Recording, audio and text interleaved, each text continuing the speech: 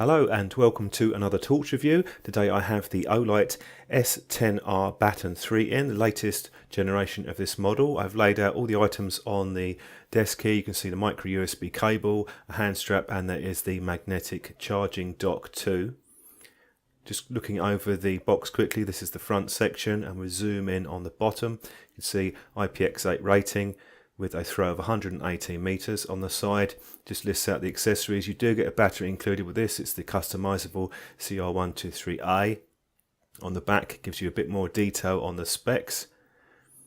Now, because this is the third generation, they've beefed up a few areas. We'll look at that in more detail later on. And here we have the output rating, so pay attention to that. We have a high level of 600 lumens for about a minute and a half, then it drops down to 300. So overall we have the 4 power levels on this, and this is the included user manual. This goes over things in fairly well. I didn't have any problems using it. It's a typical Olight design, which is quite simple and easy to get used to. This has some of the user information on charging. Do give it a charge before you use the battery. I find that works best for keeping the longevity of the cell. And this through all of the controls, direct access to high mode. You have the strobe mode as well as a lockout function, and you also have the timer setting as well for 3 or 9 minutes. This is a leaflet that's included with some other models from Olight. Now do remove the tab on the back when you take the torch out. This is packed quite neatly into a compact box. Just pull all the bits out. It's a bit of a devil getting it back in again, but it's nice and compact for the retail packaging. Looking over the torch, very similar design to the other batons in the S series. Nice and small. You can remove the clip. This is a Type 3 anodized aluminium exterior, so it's scratch resistant. The ribbing on the base cap and on the tube body is actually pretty grippy, so even when I was using gloves outside you get quite a decent grip on this, considering it's quite a small torch in the hand. The bottom section you'll see the charging contacts, and that snaps into place quite firmly once it's onto the dock. I'll move in onto the docking station in more detail. You can see here at the top with the contact points, and there's the LED indicator light there. You also have a pass-through USB port, so you can charge other devices as well when you have it plugged in. That's the micro USB input. Now what they've done is change the bottom, so they've put suckers on here instead of just normal foam pads, so you can stick it to glossy surfaces and it will stay firm. That's quite a nice addition to the design. And taking this out, you want to remove the contact protector for the battery. This is a custom battery, and you can see the contact points at the tip. So you insert it positive facing down, but the positive and negative are on the same point. So the central area is the positive and the circle around is the negative. It's just extended from the bottom, and it's saying on the cap there, that's how it connects it. They're using a different type of LED on this torch, so we zoom in with a macro shot. It's an SST-40, and you can see we have a smooth reflector on the finish too. Operation of the torch is very similar to other Olight models that I've used. Single press for on and for off.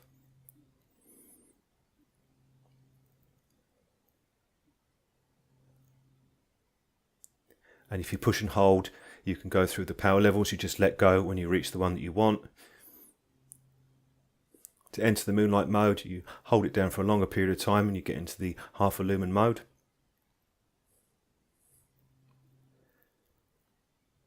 And you have a choice of timers. It will flash once or twice depending on which timer you have set. It's quite a neat feature because you don't have a huge runtime with this type of torch. It's a nice extra to have, so you can, if you wish, set one of those timers. You can double press a torch for the instant turbo or high level, and you also have a lockout function on the side switch here. So you try and press it, it glows red. It's pretty intuitive. It doesn't take too long to get used to if you haven't used a torch before, and we have a triple press for the strobe mode.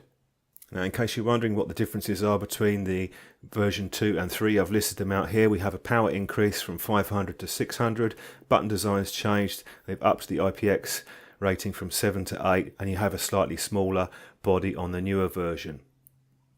Now I'm comparing it to the S1R here, and you'll see that it is slightly taller, but they are both quite small. They have the same charging dock on the bottom, the magnetic section here.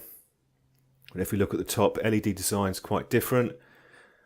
You have the diffused one on the right with the S1R. The diameter is a little bit larger on the 3 model, and the capacity of the battery came in above the stated level at 680 milliamps an hour. You can also use this with the charging cable which comes with some of the other Baton torches. When the battery level is low, you get the red LED glow here. And with charging, it starts at a fairly high charging rate of just under 1 amp, and then gradually over time reduces. The charge times are pretty quick on this because it's not a huge capacity battery. And once it's finished, it turns to green and cuts the power off. Now, because the base is magnetic, it's pretty handy. You can attach it to various items, even tubes. It's quite a strong magnet. I was outside in the garden. I managed to attach it to a nail in the roofing felt on the shed. So good performance from the magnet there, and that is something you'll find quite useful. You also have the green glow ring effect that you have on some of the Olight torches. Quick comparison on the beam shots now. We're comparing the two. We're on the 3 first, and now we're on to the 1R. The 3 will look warmer to the eye. I have the cooler version of the 1R. And on the moonlight mode, we're starting off with the 3. And then moving on to the 1R. The difference between these at close range is you get a slightly wider spread on the 1R, and it's a bit more diffused. It's slightly more concentrated on the 3. So we're on the 3 now for the outside shots. So we're going to cycle through the power levels right up to the maximum, and you see you get a good spread on this. They're both flood effect lights rather than being concentrated. You just get a central area that's got a bit more power. On the 3 version, it's a bit more concentrated, where the 1R, which we're on to now, that has a more evenly distributed light. We're ramping up the power levels. You do have 2 turbo modes on this, and the top one is 900, but that lasts for 30 seconds. So we're going into the top level now. Now, closer up shot between the two at the highest levels, they're pretty similar. That's because the 1R would be able to increase the power, even though it's spreading out the light a bit more. So when they drop down to about 300, you'll find that the 3 will have a bit of an edge with regard to the central area being a bit brighter. And here I'm just switching between the two now, just to show you at close range the 2 torches, the spread. Now we're on to the 3. It's a slightly more diffused effect on the 1R. There isn't a massive difference. These both have quite a wide beam pattern. You just get a more even distribution with the 1R due to the lens design. We're on the S10R III now, and going through the power levels. We're about 100 foot. And then increasing the power. So you should be able to see, you do get a fairly good spread on this torch because of the flood effect, though it does have that central area which is a bit more concentrated in power. And now we compare it to the 1R, and you should see the difference with this when we ramp up through the power levels.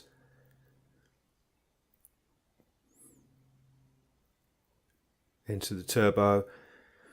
You'll see at the first turbo setting, if you compare it back to the previous footage, that they're quite similar. It's just a bit wider on the 1R, and it's a bit more concentrated on the 3.